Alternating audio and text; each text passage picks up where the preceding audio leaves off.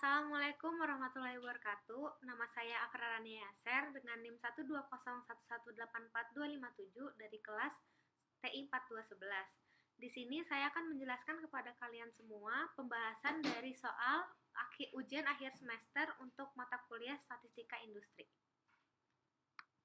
Nah, pada soal pertama dilihat dengan soal berikut.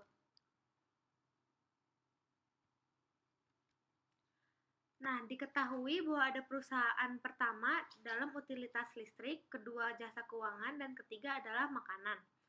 Nah, dilihat keuntungan tahunan per karyawan dalam ribuan dolarnya dengan data berikut. Nah, kita ditanya haruskah kita menolak atau tidak menolak klaim bahwa tidak ada perbedaan yang nyata dalam populasi untuk keuntungan tahunan per karyawan di masing-masing ketiga perusahaan dengan tingkat signifikasi atau alfanya sebesar 5%. Nah, di sini kita harus mencari uji hipotesisnya terlebih dahulu. Yang pertama itu H0 dengan mu1 sama dengan mu2 sama dengan mu3, yaitu rata-rata keuntungan karyawan per tahun sama untuk tiap perusahaannya. Dan H1 yaitu mu1 tidak sama dengan mu2 dan tidak sama dengan mu3, yaitu dengan rata-rata keuntungan karyawan per tahunnya tidak sama untuk tiap perusahaan.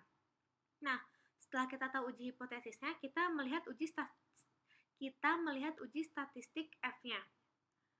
Nah, di sini itu kita bisa melihat kita mencari dulu analisis variansinya dengan mencari rata-rata tiap perusahaan dan rata-rata total. Rata-rata tiap perusahaan untuk perusahaan pertama itu 38,3, untuk perusahaan kedua 38,26, untuk perusahaan ketiga 27,08. Nah, untuk rata-rata dari semua perusahaan itu 34,547. Dengan jumlah sampel untuk perusahaan 1 ada 5, perusahaan 2 juga 5, begitu juga dengan perusahaan ketiga. Dengan jumlah seluruh sampelnya itu 15, lalu K-nya sebanyak 3. Setelah itu, untuk mencari uji statistik F-nya, kita harus mencari SSB terlebih dahulu dengan rumus seperti yang tertera pada layar. Nah, maka didapatkan nilai SSB-nya sebesar 418,137 dengan rumus seperti di atas ini. Lalu kita cari juga SST-nya dengan rumus YIJ dikurangi Y kuadrat per N. Nah, didapatkan pula hasil seperti berikut. Jika dilihat perhitungannya, kita lihat dari yang ini ya. Nah, habis itu setelah kita sudah mendapatkan nilai SST dan SSB-nya, kita lalu mencari nilai SSW-nya dengan cara SST dikurangi SSB.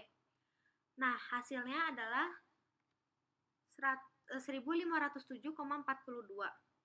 Nah, kan kita sudah mengetahui nilai SSW-nya. Lalu kita mencari nilai MSW-nya dengan cara SSW per N dikurangi K.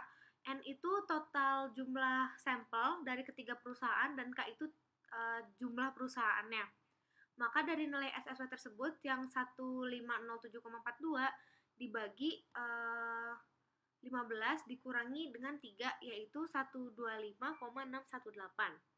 Lalu kita cari MSB-nya dengan cara SSB dibagi dengan K dikurangi 1. Lalu kita dapatkan 209,069. Nah, kita sudah dapat nilai MSB dan MSW-nya. Lalu kita baru dapat mencari uji statistik F-nya, nilai F-nya, F hitung. Nah, maka nilai F hitung itu bisa didapatkan dengan MSB dibagi dengan MSW. Dan didapatkanlah nilainya adalah 1,664. Simpan dulu nilai F-nya, lalu kita cari daerah kritis dan kriteria ujinya. Dengan daerah kritisnya, kita menggunakan taraf nyata signifikansinya yang sebesar 0,05 dari 5% tersebut. Nah, derajat bebas perlakuannya itu, atau V1-nya itu didapatkan dari K dikurangi 1. K-nya adalah 3, maka dikurangi 1 menjadi 2. Lalu, derajat bebas errornya itu berdasarkan rumus ada N dikali K dikurangi 1.